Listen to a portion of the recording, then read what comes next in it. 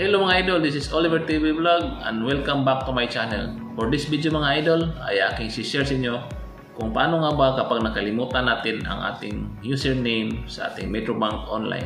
For this video mga idol ay aking ituturo sa inyo step by step kung paano nga ba natin ma-recover yung ating Metrobank Online username. Panoorin natin ang short video na ito.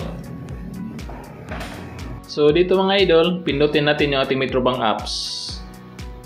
And then, pindutin natin yung OK. And then dito mga idol, hindi tayo makapag-login kasi nakalimutan natin yung ating username. So, ang kailangan lang po natin gawin ay pipindutin po natin yung recovery access. So, pindutin natin yung recovery access. And then dito mga idol, ay pipiliin natin yung I forgot my username. And then dito, mamimili tayo kung saan pwede natin ma-receive yung ating username. Through email ba or through mobile number? So sa akin, pipiliin ko yung through email. So pindutin ko yung email.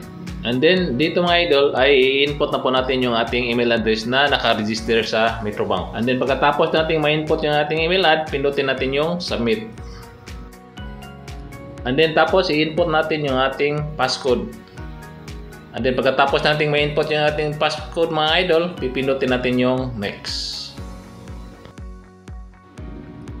And then your username was sent to your registered email.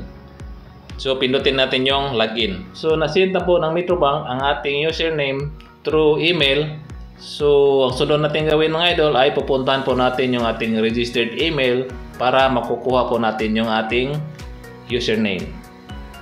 So sana may natutunan ka sa video na ito. See you on my next video and God bless.